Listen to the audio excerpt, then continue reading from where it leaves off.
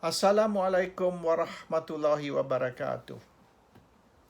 Over the last couple of weeks, I have been speaking to a number of bloggers, political analysts, political observers, politicians regarding Malaysian politics. These are people who are supposed to be experts. This is supposed to be their cup of tea. And I just want to know their views, their opinion on what's going on, what's happening in Malaysia. I find the opinions very wide-ranging, from extreme left to extreme right. However, whatever it may be, I find that most of their opinions are very negative. In other words, we are looking at this half a glass of water, and they look at that half a glass as half empty, whereas that same half glass is also half full. But negative people will always look at half a glass of water as half empty, whereas positive people will look at it as half full. It's a matter of perception. The facts do not change. The facts remain the same. Half a glass of water is half a glass of water. That does not change. But the perception, how you view that half a glass, that changes from half empty to half full, whether you look at it negative or positive. I suspect this is because most Malaysians are lethargic about Malaysian politics. Dah muak, dah jemu, tired of Malaysian politics. And I don't blame them. For the last 22 years, since 1998, Malaysian politics has remained the same. The same old shit. The same slogans, the same excuses, the same stories, the same manner of attacking. It has not changed. Those who support a certain political grouping will say is good. Those who support another political grouping, the opposite, will say is bad. And whether it's good or bad depends on who is going to benefit from that particular situation or that particular event. When UMNO or Barisan people are arrested, charged, found guilty, then the judiciary is good.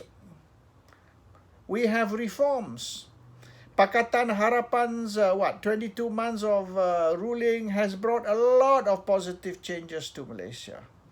That's because UMNO and Barisan Nasional people are on the receiving end of whatever is happening.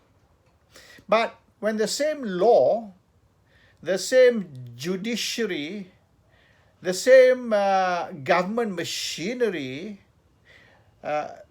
arrest, charge, opposition supporters or Pakatan Harapan supporters, then the judiciary is corrupt, the judiciary is no good, the judiciary can be bought, this is an abuse of power, an abuse of law, and so on and so forth. Everything bad, because Pakatan people are the one now being subjected to that same treatment that they gave the Perikatan people when the Perikatan people were in the opposition.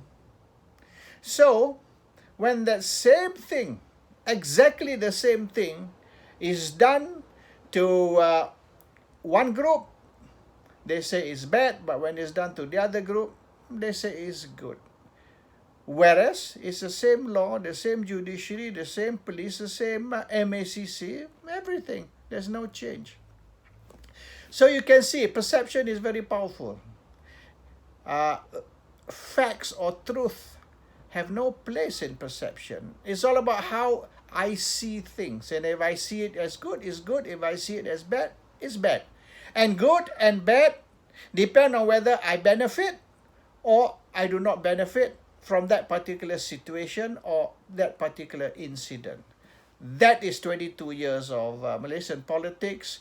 That is 22 years of what? So-called reforms, changes, and so on. You see, when the government changed on 1st of March 2020 and Muhyiddin Yassin was sworn in as the new Prime Minister, the opposition said, guarantee Najib is going to escape. Najib is going to be let off. Najib is not going to be found guilty.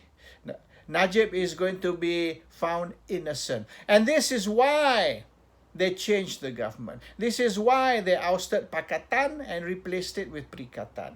Because they want to help Najib escape punishment. So they changed the government on 1st of March so that Najib can go scot-free. And they guaranteed Malaysians this is what's going to happen. Then the government changed. And Najib was found guilty. And Najib was sentenced. And now, Najib has to appeal and not sure yet whether he's going to win. So you see, what Pakatan said is going to happen, guaranteed is going to happen, did not happen. So the change of government was nothing to do with trying to help Najib escape. However, when Najib was found guilty and Najib was not let off scot-free as what they said we have a good judiciary. And this good judiciary which convicted Najib and sentenced him is because of Pakatan. It's because 22 months Pakatan was in power. Pakatan introduced reforms. Pakatan brought changes to the country. And the evidence, the proof of these changes is that Najib did not escape. Najib was found guilty. That's the proof that the so-called changes that Pakatan introduced worked, succeeded. And then not long after that, Lim Guan Eng and his wife, they are arrested. And Lim Guan Eng was charged, the wife is going to be charged. And then we have Lim Kit Siang asking the Prime Minister, appealing to the Prime Minister, begging the Prime Minister to drop the charges. Drop the charges. Is Lim Kit Siang saying the Prime Minister can and must interfere in the judiciary? Is Lim Kit Siang asking the Prime Minister to interfere in the judiciary, abuse his power by ordering the Attorney General to drop the charges? Where is the separation of powers? Where is this independence of the judiciary that Pakatan is shouting about? They say they want independence of the judiciary. They say they do not want abuse of power. They do not want, the executive or the politicians interfering in the law. And now Lim Kit Siang says, drop the charges. And Lim Guan Eng says, come for me, but don't touch my family. My family are not politicians. My family are innocent. How does he know his family is innocent? They have not even charged Betty Chu yet. They are yet to charge her in court. We have not even heard what are the charges. We need to hear first what are the charges. How does Lim Guan Eng know that they do not have evidence against the wife? And what do you mean that the family is not politicians? Wasn't Betty Chu a state assembly person? Isn't she a politician? Rosmah is not a politician, yet they went for her. But Betty Chu, who's a politician, they say, don't touch my family, they are not politicians. What nonsense is this? And they want the Prime Minister, Muhyiddin Yassin, to call up the judge, to call up the AG, to call up the IGP, and instruct them to interfere in the process of the law to drop the charges because they are Pakatan Harapan. And Pakatan Harapan should not be punished the way they punished Perikatan Nasional or Barisan Nasional. That's 22 years of Malaysian politics. Malaysian politics has not improved. Whatever they said 22 years ago still exists until today. All the nonsense they said existed 22 years ago when they kononnya introduced reforms is still there. In fact, they themselves are trying to abuse their power by asking the Prime Minister to interfere in the process of the law. This is utter bullshit, total nonsense. Where is Malaysian politics heading? It's all about power. It's all about fighting for power, the pursuit of power. Pakatan wants power, Perikatan also wants power.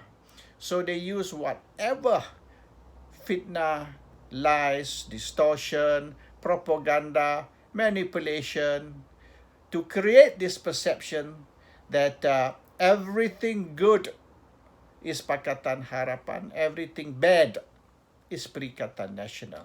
Pakatan Harapan is a group of holy, righteous, and honest people close to angels and prophets. And Perikatan Nasional are evil people, devils. These are people who have corrupted the whole country. And then they are asking Muhyiddin to drop the charges against the opposition politicians. What is that? Isn't that abuse of power and corruption? Assalamualaikum warahmatullahi wabarakatuh.